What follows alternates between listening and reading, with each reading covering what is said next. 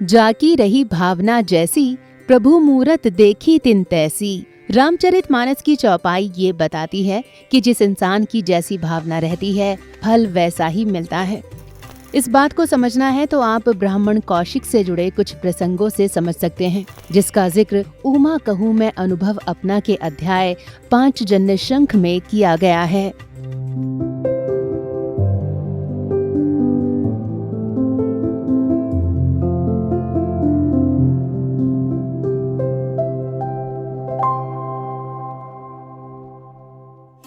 दोस्तों, इस प्रसंग के बारे में बताते हुए सद्गुरु अपनी पुस्तक ऊमा कहूँ मैं अनुभव अपना में लिखते हैं कि एक बार कौशिक ब्राह्मण एक पेड़ के नीचे तप कर रहे थे। इसी दौरान उनके ऊपर एक पक्षी ने अपना मल त्याग दिया। ऋषि कौशिक को इस बात पर क्रोध आया और उन्होंने उस पक्षी को मर जाने की बात कही। एक ब्राह्मण की इस वाणी के बाद वो चिड़िया पेड़ से गिरकर मर गई। हालांकि ऐसा होता देख ऋषि कौशिक काफी दुखित हुए। वे सोचने लगे कि मेरे क्रोध की वजह से एक जीव की हत्या हुई है, लेकिन उनके इस भाव में स्पष्टता नहीं दिख रही थी। उसमें अभी भी स्वार्थ की बू आ रही थी। इसी बीच मुनि ने अपने तप से उठने का फैसला किया।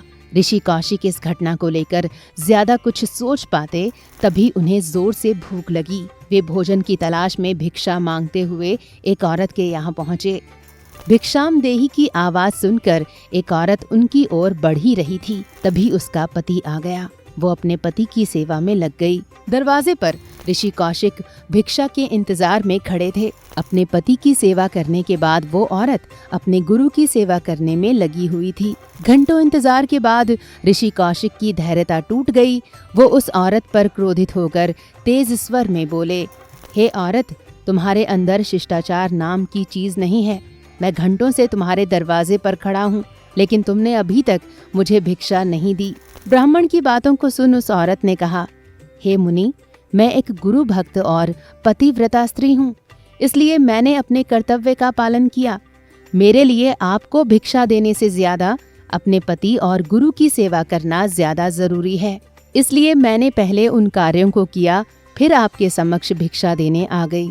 उस स्त्री ने आगे कहा, आप मुझे अपने क्रोध में जलाने का प्रयास मत कीजिए, क्योंकि मैं वो पक्षी नहीं हूँ जिसको आपने अपने क्रोध से भस्म कर दिया। उस औरत की बातों को सुन ऋषि कौशिक आश्चर्य में पड़ गए।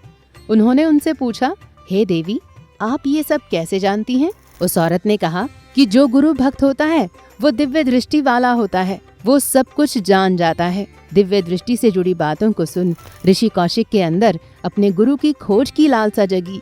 उन्होंने कहा कि हे देवी, जब आपने ये सारी बातें मुझे बता ही दी हैं, फिर ये भी बता दीजिए कि मेरे गुरु इस लोक में कहाँ मिलेंगे। मुनि की बातों को सुन उस औरत ने कहा, आप सीधे बाजार में चले जाइए, आपको एक दुकान पर आपके गुरु मिल जाएंगे। ऋषि कौशिक एक बाजार में जा पहुँचे।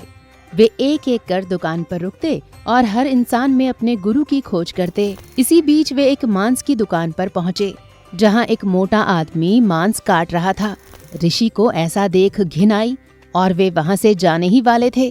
तभी उस कसाई ने कहा, आप जिसे ढूंढ रहे हैं वो मैं ही हूँ। फर्क सिर्फ इतना है कि आप सब कुछ छोड़कर तप कर रहे हैं, लेकिन मैं अपने कर्म में रहकर तपस्या कर रहा हूँ। उस कसाई की बातों को सुन ऋषि ने उनसे पूछा, मांस काटते हुए ये कैसी तपस्या है?